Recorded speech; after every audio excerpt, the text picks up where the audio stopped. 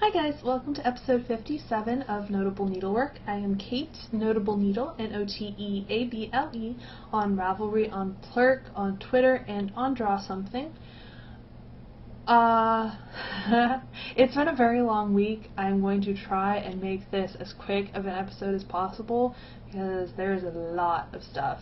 I feel like there's a lot less actual knitting, and more new stuff / knitting related travel / clinical stuff. So I'm going to try and get through everything as quick as I can. I feel like my sock mojo has completely and utterly vanished. Hold on. Because my test knit has not been going along nearly as quickly as it probably should be. This is in my Yarnivore bag. It is the Katniss, which I asked my friends who are Hunger Games fans how to pronounce that. The Katniss socks, which is a test knit. I'm doing mine out of Cascade Heritage in the aqua colorway. Yeah, the anise is the other one, the lighter one. I am almost to the heel flap. I need one more of the little chart repeats, which are the braided section. I need one and a half more chart repeats. I had hoped to have turned the heel by this point. Granted, I don't have much of anything for school this coming week, but I do have a lot of paperwork that I need to get caught up on. So I'm not entirely sure that I will have this finished by the 15th. I have told the designer, and she's fine with that because she has more testers than she thought she would. This isn't showing up very well. It shows the cables better in real life, but it's just a pretty little braid that goes down the center. These are going to be a free pattern once the pattern is done being test knit, so I would assume by the end of April at the latest. Because I don't think she's doing the other characters yet. I think it's just Katniss at this point. But it's pretty. I like it. It's a very easy sock. I just haven't been feeling socks recently. I think it's probably because of the deadline and because I have 7 things on the needles.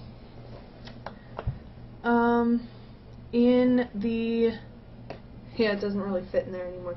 But in the bird leg bags, my sheepy knitting bag, is my daybreak that I am doing with Becca of the Knit Bites podcast and with Diane of the Knittables podcast for their daybreak and Stephen West knit-alongs respectively.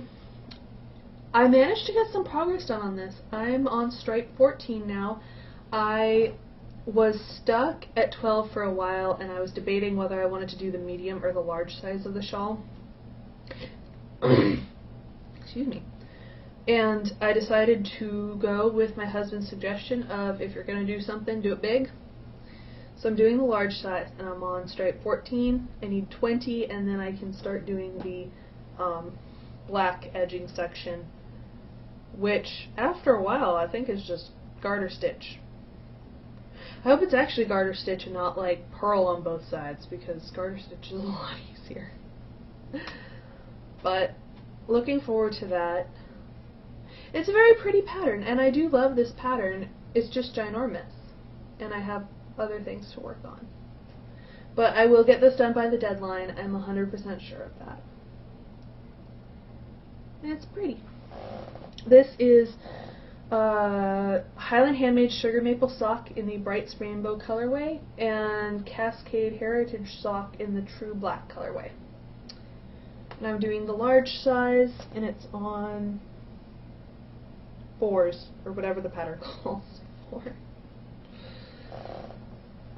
But it's coming along, and I think I will actually have, for the Brights Rainbow anyway, I should have some left over, and I don't actually know what I'll do with that. My first instinct was to say monster chunks, but I'm not doing monster chunks in a sock weight. It's not happening. Let's see. I have Cecil the computer monster. Oh, I have a fiber that's stuck like on my nose. But it's Cecil the Computer Monster by Rebecca Danger in Vanna's Choice, the Fern, and I want to say turquoise, but I'm not 100% sure colorways. This is the last green stripe, and then the rest of his head will be blue. So his body's coming along. Again, I've been working on a bunch of different projects, so not a lot is getting finished.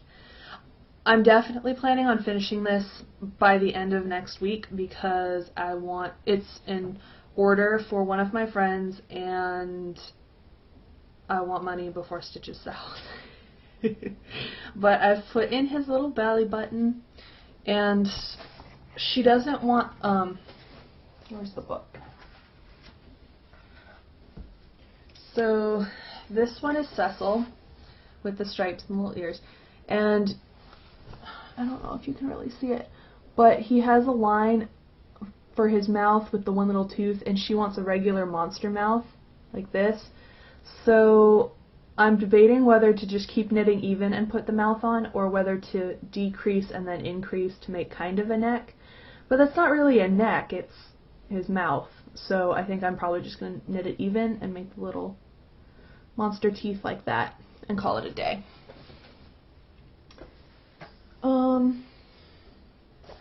So that's coming along. I do want to try and finish that this week. I think it's going to be a contest between that and the Katniss test knit, and I think this is probably going to win because I'm getting paid for this. I know it's horrible, but okay, I have in my Pretty Cheap project bag, I have the Gimli socks for Will, which I'm knitting along with Sadie of the Yarnivore podcast.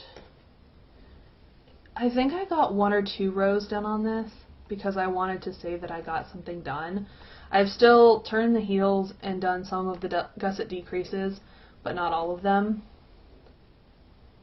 Yeah, I have till the end of April, so I feel like these will get done before the deadline. There's too many knit-alongs in April that I want to do all of them. But they're coming along. I do love this pattern. It just hasn't been coming with me because other things are due on April 15th, and of course my last work in progress I just want to work on more than anything, which is why it's probably got the most progress done on it.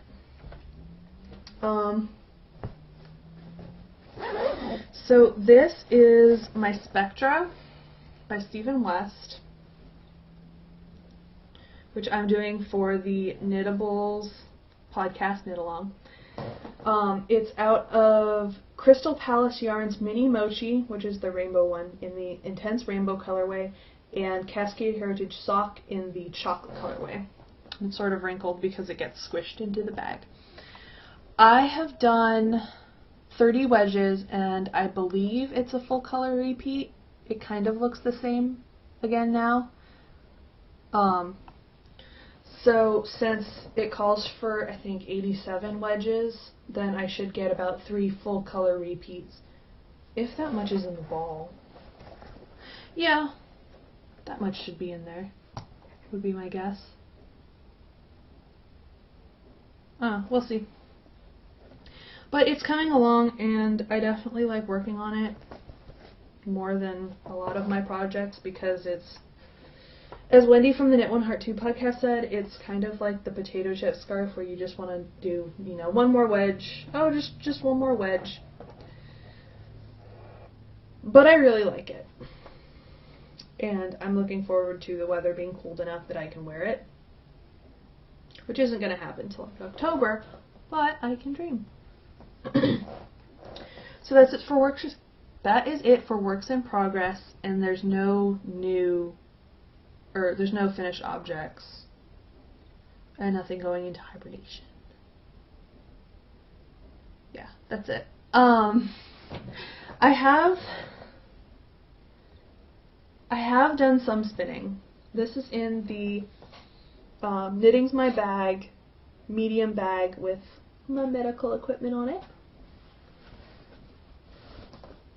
And I finished the first 2 ounces of the first braid of the Knit Picks Bear that I dyed up, which I'm calling Cotton Candy. So this is all the pinkish, reddish color. I don't even remember what colors of Kool-Aid I dyed this with. But that's all the same color. And then I was asking Will if he thought that I should do a gradient which is how I originally dyed it, where I do all of the red and then all of the purple and then all of the blue, and Navajo apply that, or use it as a single.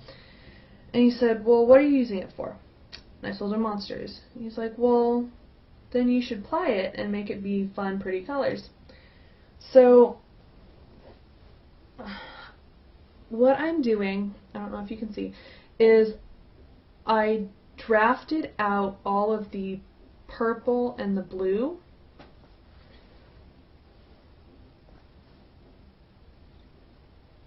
Here we go. In the weird little way that I do. And I'm doing 2 bumps of purple, 2 bumps of blue, 2 bumps of purple, 2 bumps of blue, and then I'm going to apply that together with the red and see how that turns out. So it should be nice and fun and multicolored and almost a little bit self-striping with the blue and the purple. So we'll see how that goes. New stuff. I have more of it than I thought I would because I didn't order any of it before I recorded last week. I think I recorded it, anything I ordered, I actually ordered right after I recorded. But the first thing is I got another bag from Bird Leg Bags because I have a problem. I have been eyeing this bag since you put it up in January because it's got little hearts and they're not exactly a rainbow, but they're kind of like a rainbow. And I figured since it's brown and kind of rainbow, it works with the brown and kind of rainbow. Well, no, this is actually a rainbow. Plus I like it and I have a moment of weakness. I also love the zipper. I love the blue with the brown. And I really love the inside fabric. I just think it's awesome.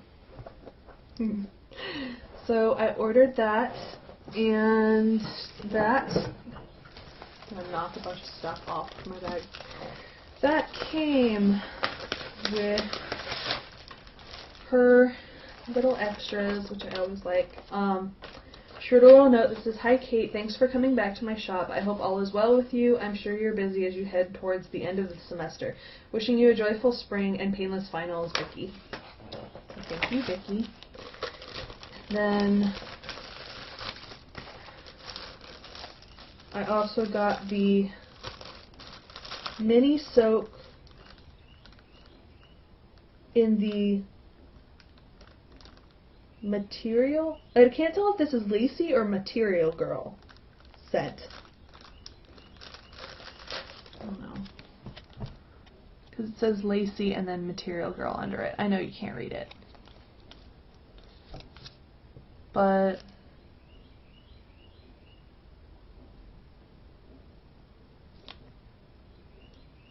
I have no idea.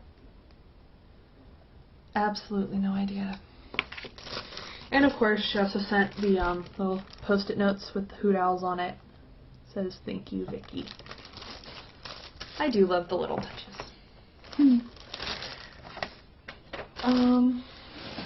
So I got that, and oh, the other little extra.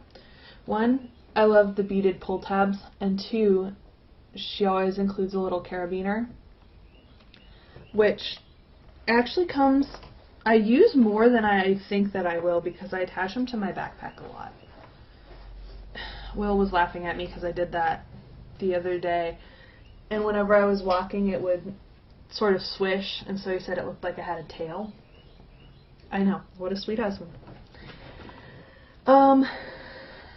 The other new stuff I ordered from Knit Picks. I did not get the needles. I'm sticking them in there because of the upcoming project that I'm going to do.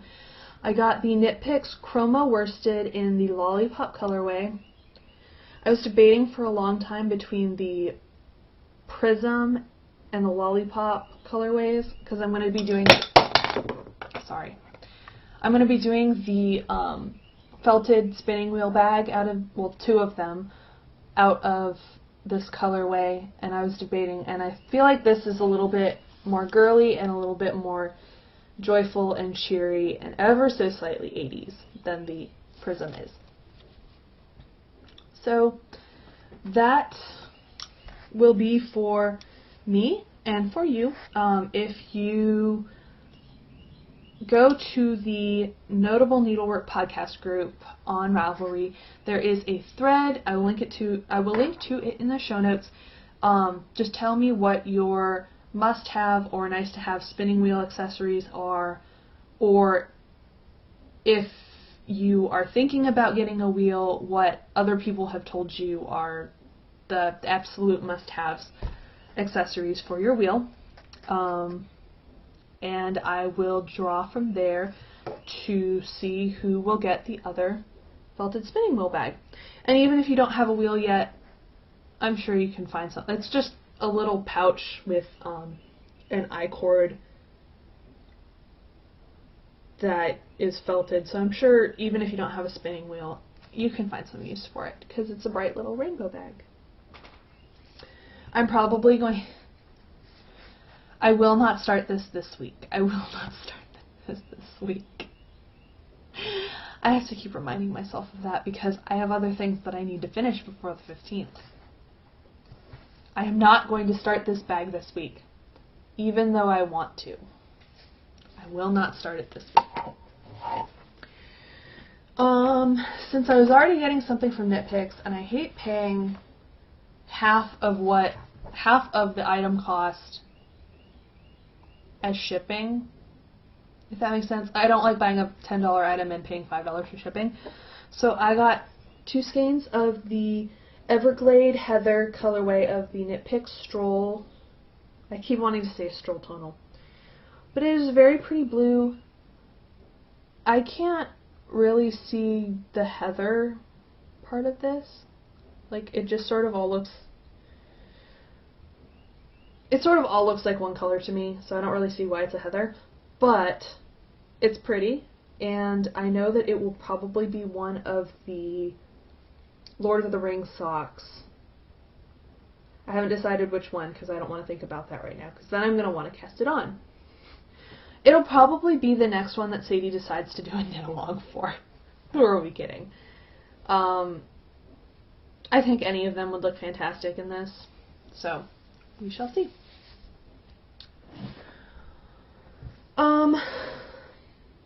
This isn't a new item, but I'm going to mention it now because then I'm going to get into other stuff that's sort of off topic.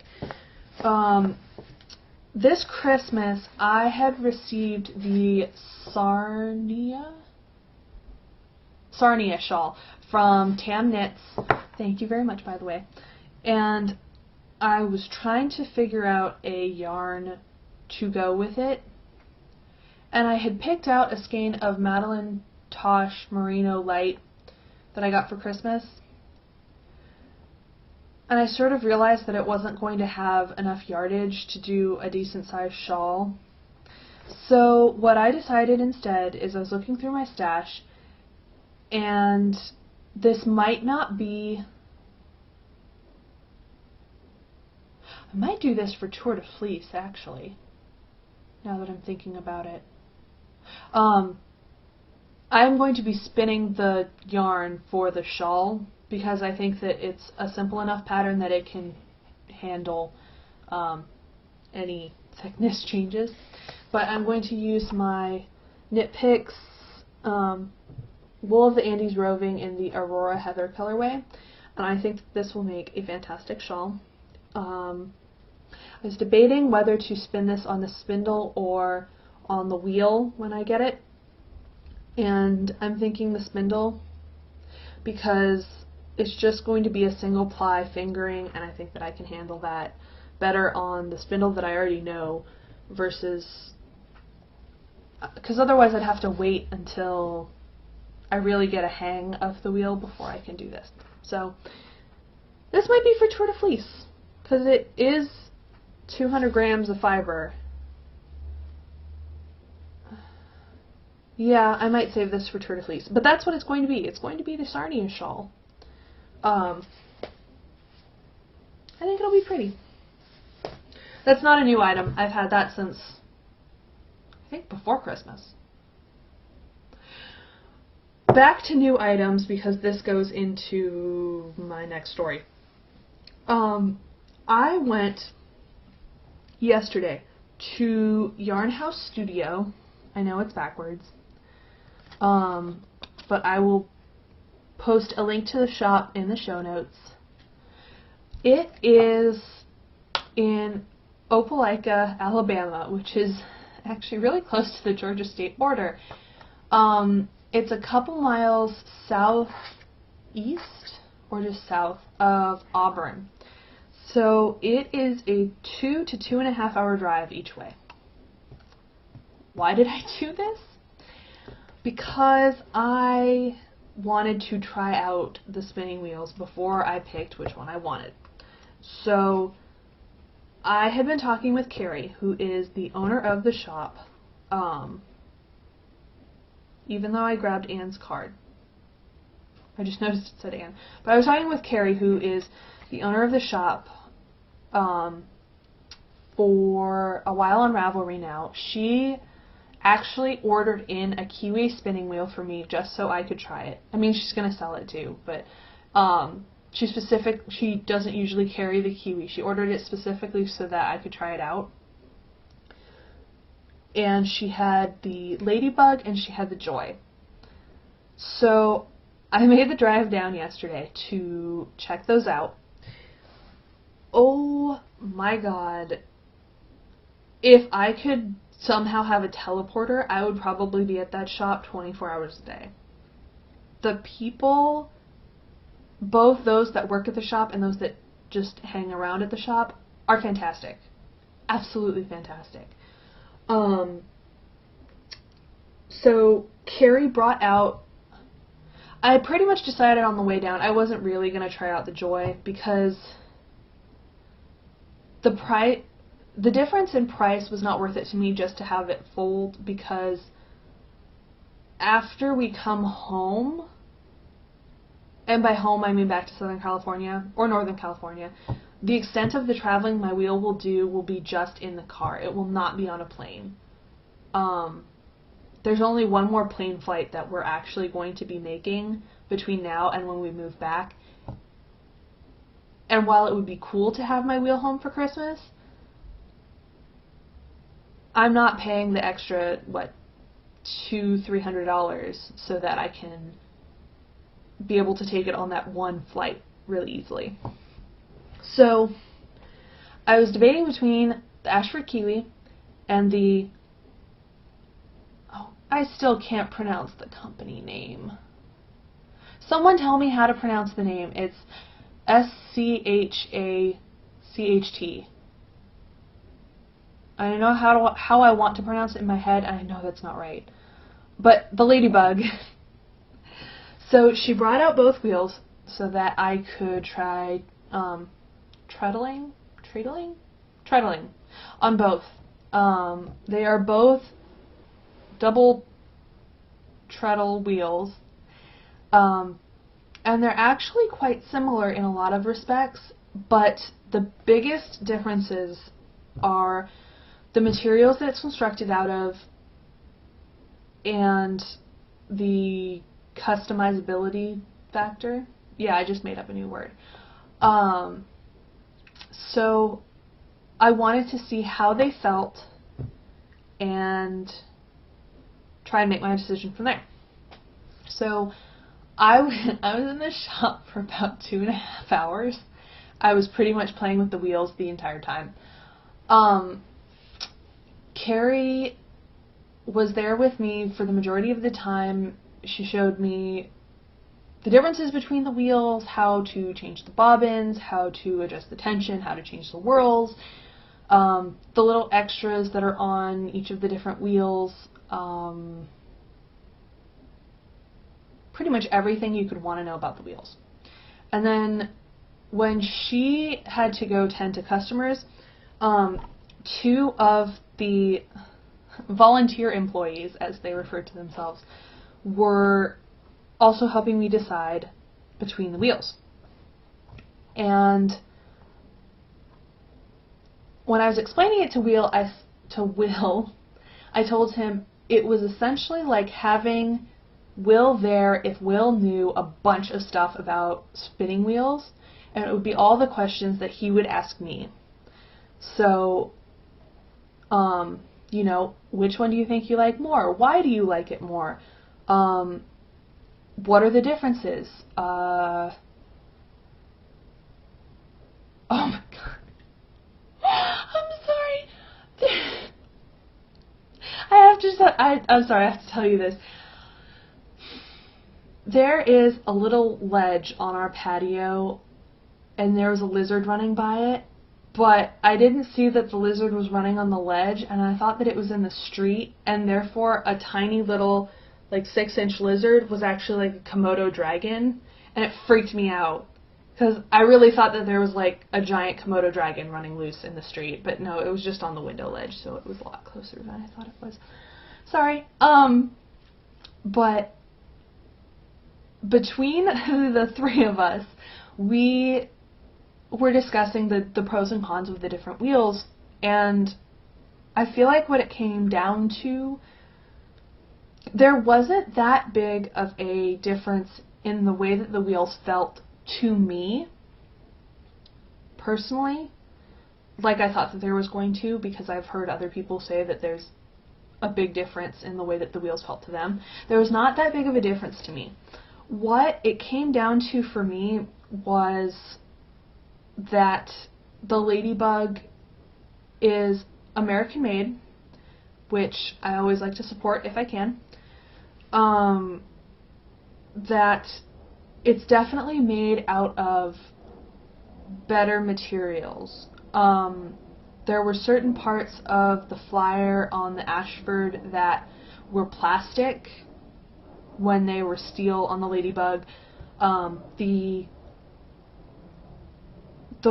wood on the Ladybug was definitely a better quality than the essentially particle board that the Kiwi is made out of. I was also figuring the price of finishing the Kiwi and painting it and everything, and the time and the materials involved, and the price, if you include those, the price definitely, the difference comes down a bit. So I have decided on the Ladybug, and I am very much in love with her right now.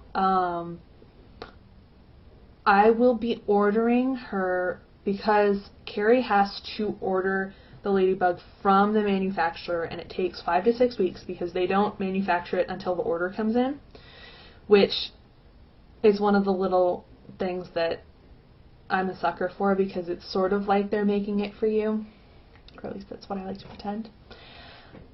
So I will be ordering that at the end of May, early June, because my birthday is July 21st, and since my birthday is on a Saturday, I already have it planned out in my head that Will and I can make the drive down there on that Saturday, and we can pick up the wheel and we can hang out at the shop for a little bit. And then the shop is in the historic downtown part of Opelika, which is absolutely adorable. There are tons of cute little shops, neat little restaurants.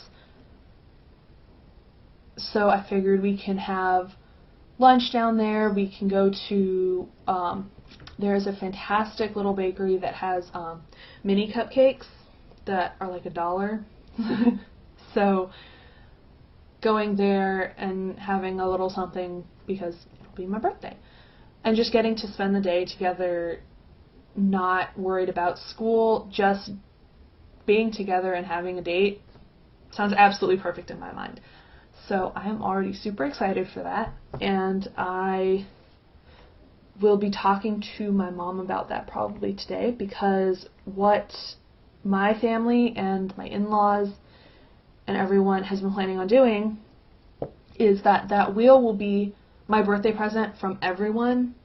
So what we're probably going to do is they will probably just send money, and then if it's less than the cost of the wheel, Will and I will pay the difference, and that can be my birthday present from Will. If it's more, then I will explicitly use that for fiber or things for the wheel. I will not use that money for paying bills, because that is one of the things that's one of the reasons my mom does not like giving people money for their birthday presents, because then if you use it for bills or something, then it doesn't really feel like a birthday present. It feels like a free loan, and she doesn't like that. She likes giving things more because she knows that those will probably be more enjoyed than just money, which can be spent on not so fun things like bills. So I'm figuring out that with her, and I'm super excited because at the end of May I'm going to be ordering my wheel. I'm definitely getting it with the built-in Lazy Kate. It attaches to the front of the wheel, and it's fantastic for storage, so she is sending me a price on that, and we can go from there. So I'm super excited. But when I was there, because you can't drive for 5 hours in a day and not buy something. That is a rule of thumb of mine.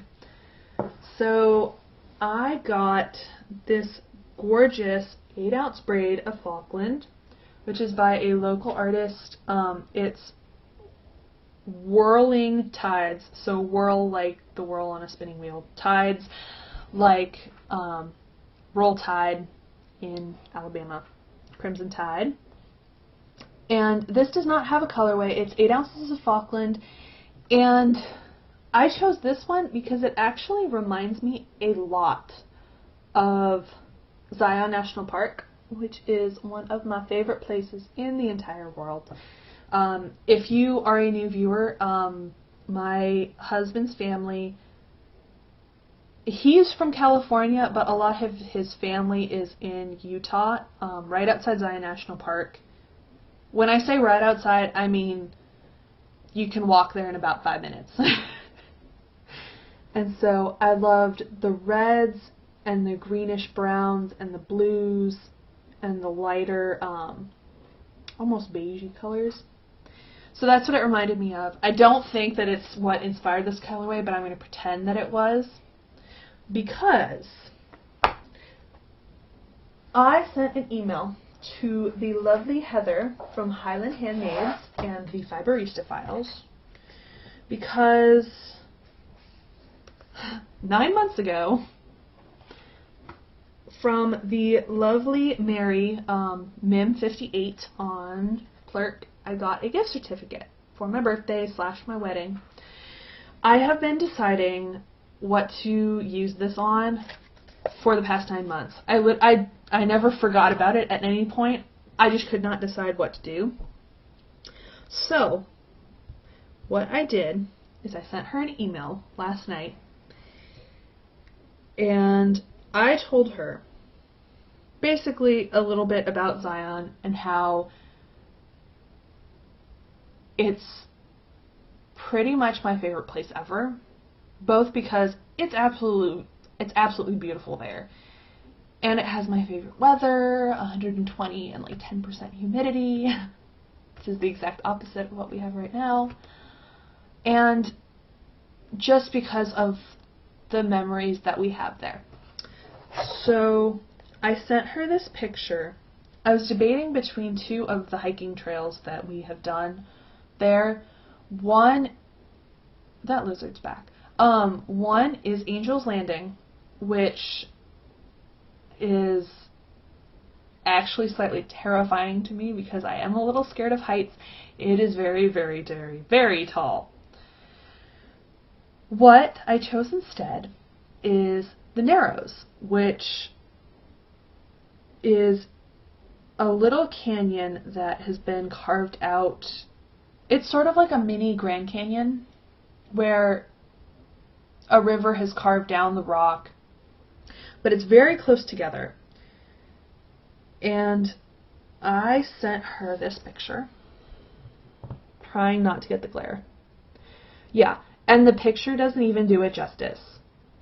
It's seriously gorgeous. So I'm going to see what she comes out with after seeing that. I'm going to be doing 8 ounces of fiber so that I can use the gift certificate and then I can pay whatever the difference is, and I'm letting her choose the fiber. Because as long as it's anything but Wensleydale, I can spin it. I did ask that it didn't have bamboo or silk in it because I feel like those don't take the color as well, and I definitely want it to be vibrant to show off the colors of Zion. So it's not exactly like being able to go there this summer, which we have missed being able to do since we have been in Alabama because I've been in school during the summer, but it'll be kind of close. Plus, I might spin it up and then use it to make something for my sister-in-law who does live there. Maybe. Although I did already pick out a Christmas present for her, so maybe it'll be something for me. That lizard is still sitting out there. It's gonna get eaten by a cat pretty soon. Oh, there was one other thing about the yarn shop. Where is my phone? Okay, I don't have a very good picture of it, so bear with me. This is mostly for one particular person, and you'll know who it is as soon as I show the picture.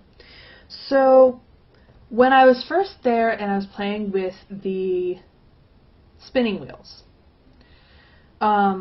one of the customers came in and brought in a sweater that she had been wearing through the cold season, and now since it was getting warm again, wasn't going to be wearing it until the fall at the very earliest. And so she figured, I can put this in as a sample in the shop.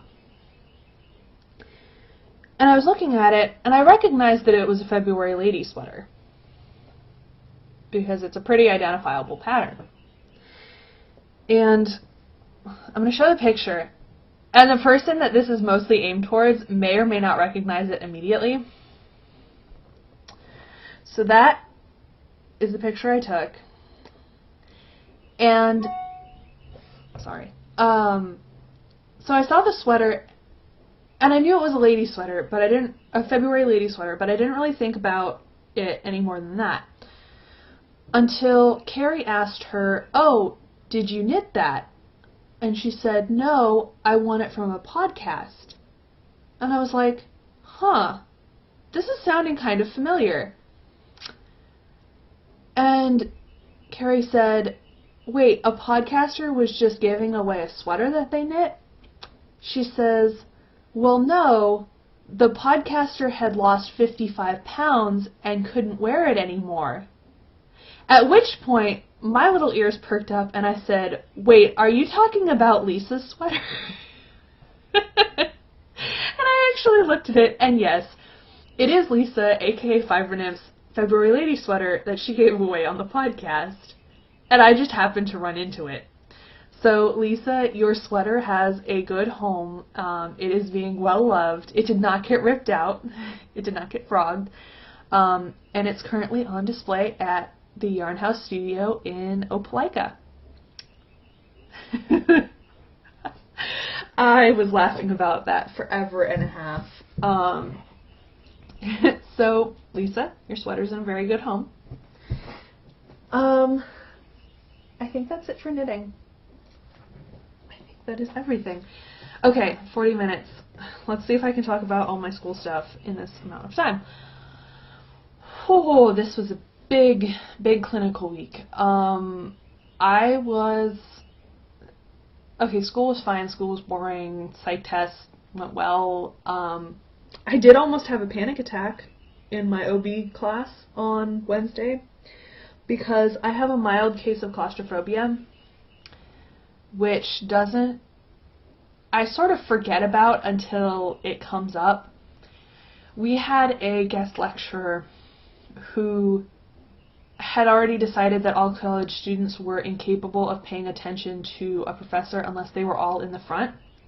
So not only did we all have to be in the first couple rows, we have the desks that you can move around.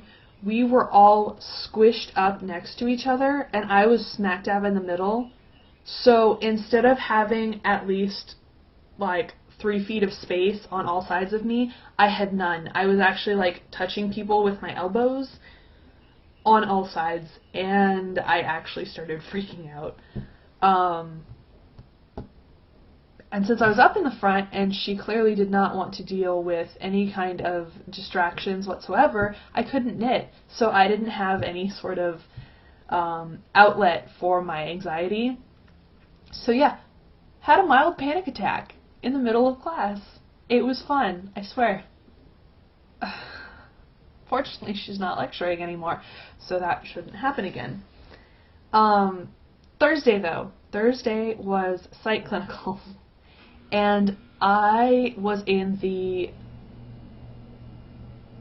acute care ward, which is the patients who are an immediate harm to themselves or others, who are having severe delusions and have not addressed the fact that they are having hallucinations.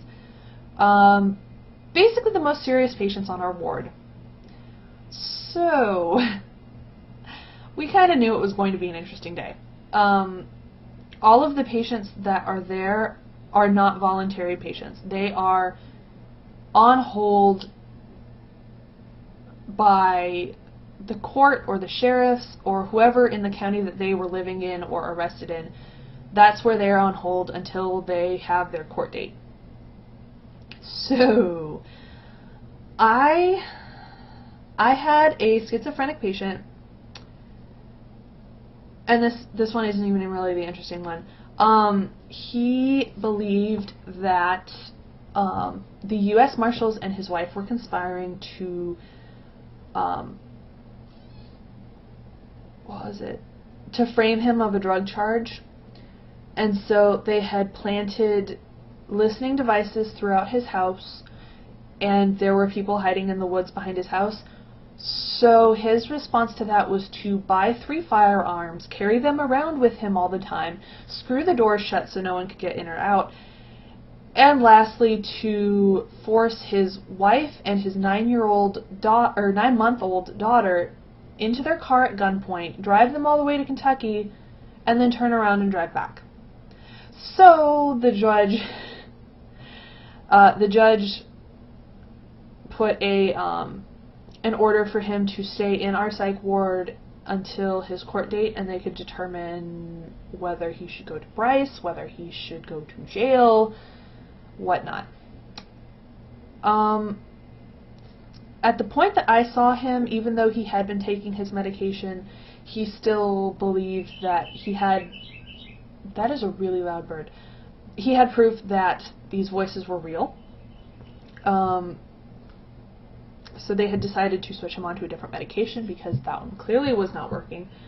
But he was very, very unfond of authority figures, so he was out in the day room, which is sort of the lobby where everyone hangs out, until about 9 a.m. when group was supposed to start, and then went back into his room and stayed in there for the rest of the day. So I got to talk with him for about 20 minutes.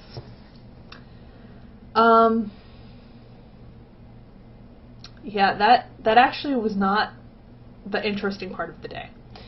The very interesting part was that we were... I will start with the far funnier story. One of my friends was with a catatonic schizophrenic, which means he did not move, he did not talk, he was in a catatonic state. And he hadn't moved or talked at all in over 24 hours. which included using the restroom. So when the nurses realized that, they thought, uh-oh, we could have a case of urinary retention. We've got to put a catheter in. So we're like, okay, whatever. Nursing students know how to do it. Let's go send them in to do that. So I went with my friend, whose patient it was, to put in the catheter. I was there both for moral support for her and just in case he decided he did not want to have a catheter in, to make sure he didn't injure himself or anyone else. So I went in and I was helping her set up, got out all the supplies set up for the catheter, and she went and she grabbed the man's penis to put the catheter in. At which point he lifted his head, looked at her, said, "I love you," put his head down, and didn't say anything else for the rest of the shift. He did not move or say anything else for the rest of the shift. That is the only thing that he said in the past 24 hours. We were both fighting very hard because no matter what, you do not laugh in front of the patients. That was the closest I think I've ever had to completely losing it in front of a patient. The other thing that happened that day was a different friend's patient who was on our ward had borderline personality disorder. So she was very, everything has to be my way or the highway.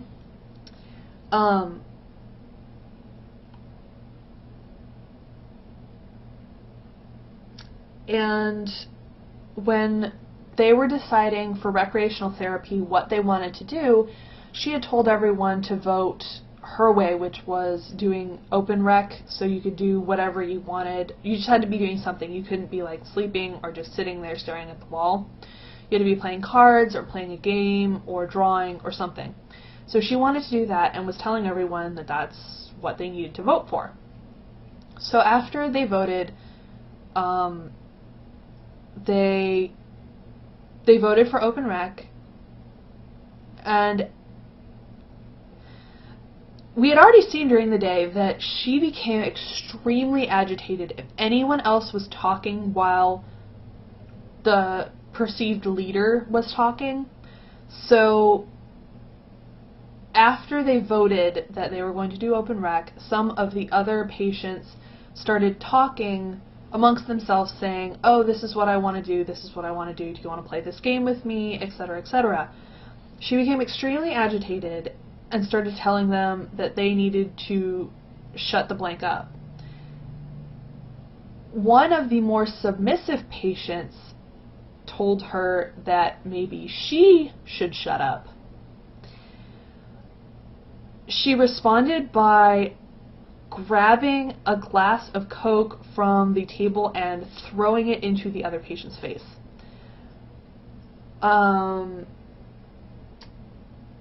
Yeah, it was, we sort of saw it coming, but it happened a lot faster than we thought it did, so we got to recover from that for the rest of the day. The other fun little one was, we were playing a game called Jingo. Yeah, Jingo! I don't know, she's been really talkative recently.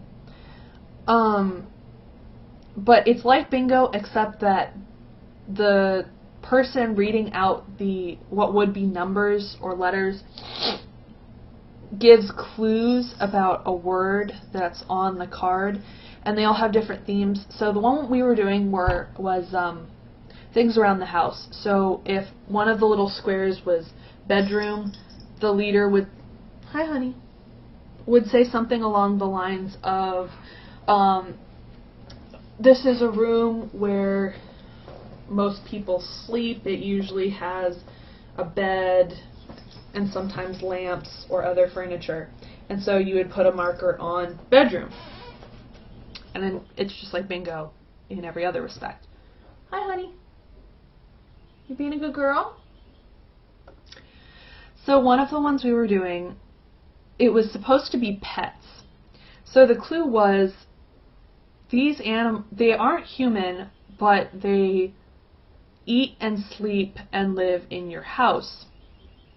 To which one of the patients, and the way that we did it on the ward was you yelled out the word so that everyone could put their piece on the right spot. To which one of the patients yelled out, roaches. We got a kick out of that one. But that was Thursday. Friday was far less eventful. Friday was OB. It was our last week of actually doing hands-on patient care. This next week we'll be working on a group project that we have to present in our lecture class that we have based on our clinical groups.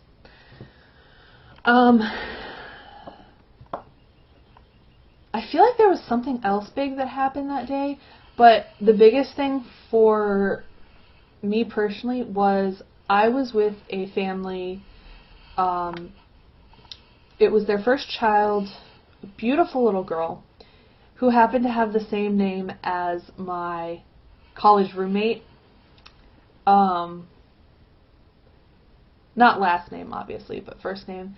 And so I texted her after I was done. I said, I delivered a little girl and she had the same name as you today. It was very sweet. I miss her. But since it was their first child, they were having problems with breastfeeding. And it was a lot like staring into, I guess not exactly a mirror, but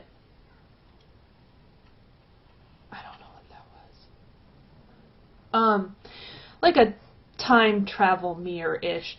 It reminded me a lot of what I think Will and I will be like when we are parents.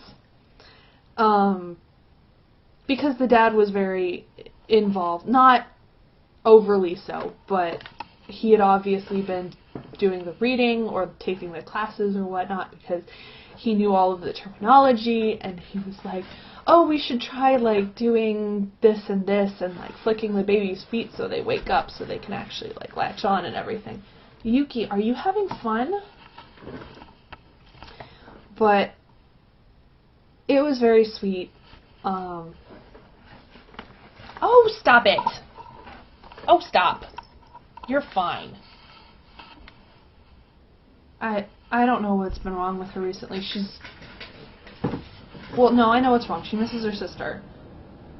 But she's been very demanding of attention recently.